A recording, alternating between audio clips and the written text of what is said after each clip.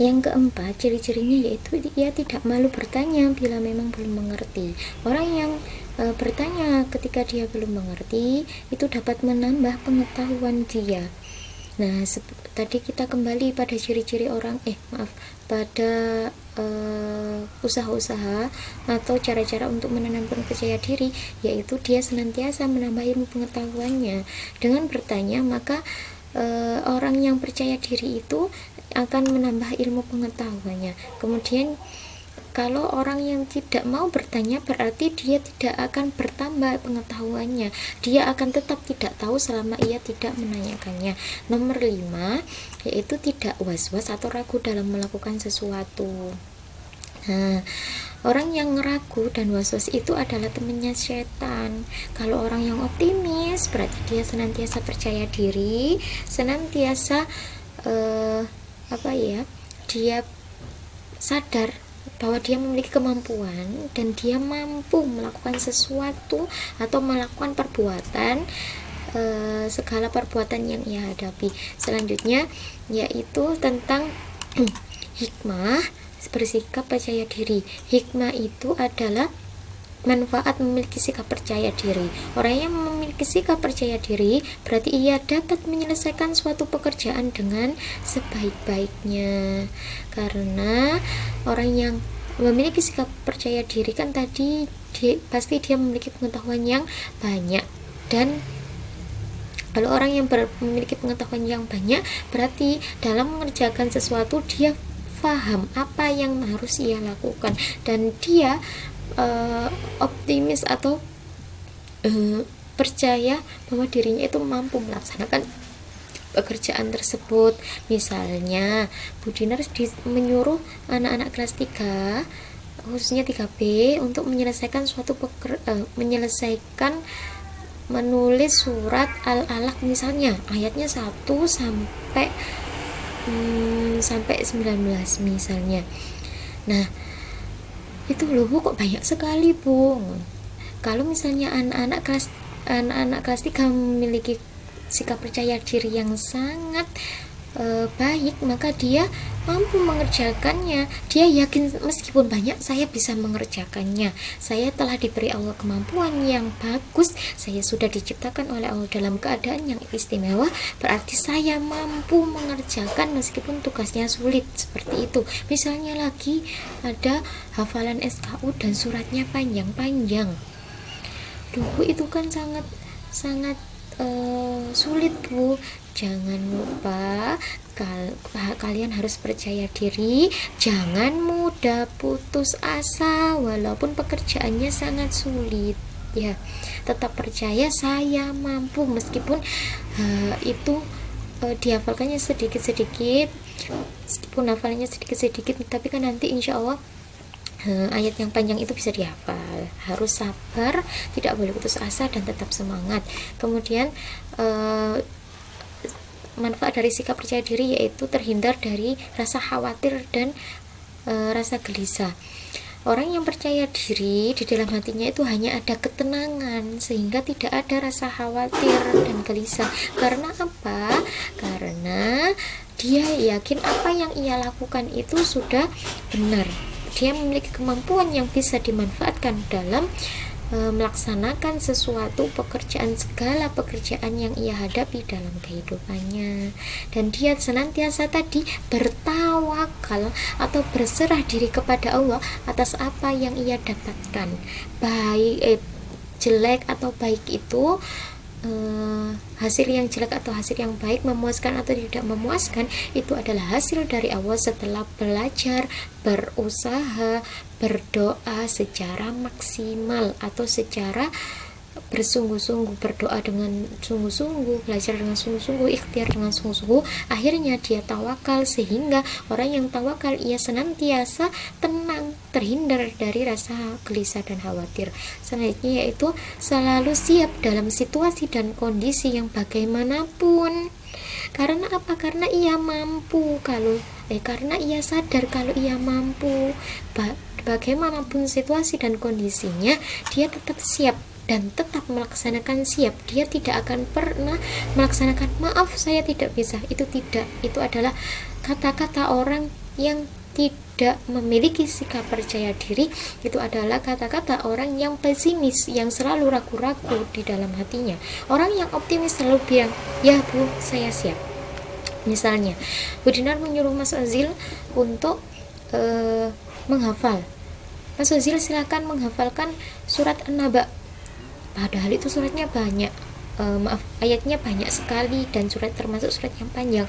Kalau Mas Ozil itu memiliki sikap percaya diri, walaupun tugasnya banyak, ketika Bu Dinar memerintahkan seperti itu, maka ia akan tetap mengerjakannya. Karena apa? Dia yakin bahwa dia itu mampu. Ya, bagaimanapun situasi dan kondisinya, dia pasti tetap siap. Dia pasti tetap bilang siap. Selanjutnya, hikmah yang terakhir yaitu selalu bersemangat dalam melakukan pekerjaan. Orang yang memiliki sifat percaya diri, maka dia senantiasa semangat dalam melakukan pekerjaan. Karena orang yang percaya diri itu mencintai atau menyukai pekerjaan yang ia jalani. Ia menyukai tugas, ia menyukai, misalnya untuk anak-anak itu menyukai belajar bagaimanapun kondisi dan situasinya. Berarti ketika anak-anak memiliki sikap percaya diri, berarti anak-anak senantiasa semangat dalam melaksanakan pekerjaan karena anak-anak suka dalam belajar, misalnya seperti itu. Jadi anak-anak terus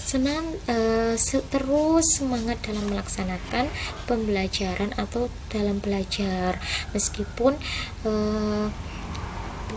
misalnya Bu Guru tidak memberikan tugas, tapi anak-anak belajar terus belajar, kemudian ditanyakan kepada guru bila tidak memahami materinya. Sekian untuk materinya, sekian dari Bu Dinar.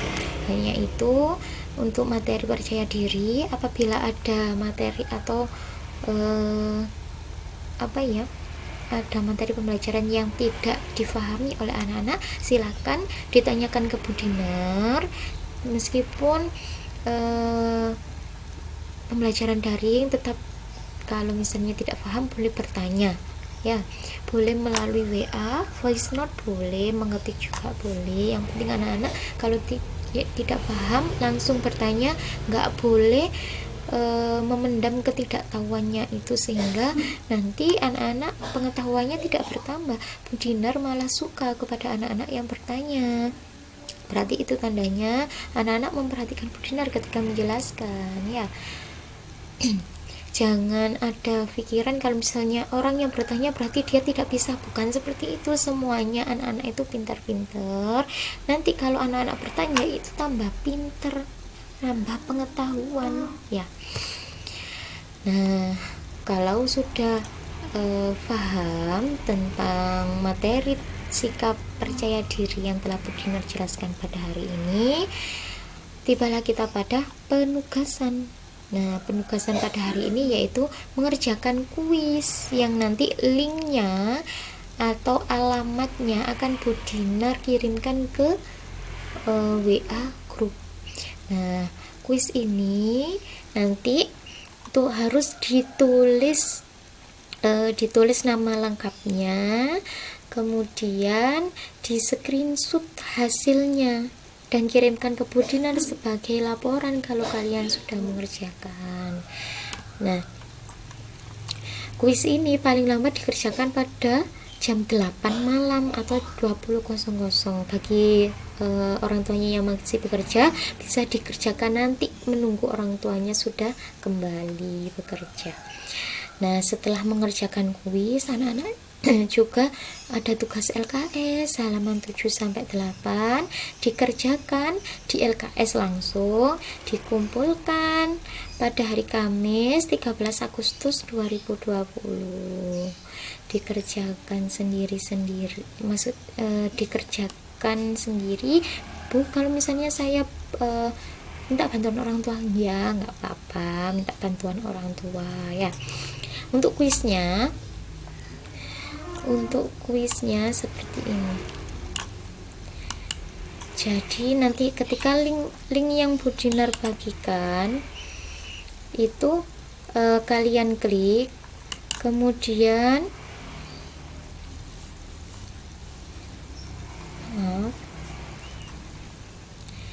ketika diklik maka dia akan muncul seperti ini.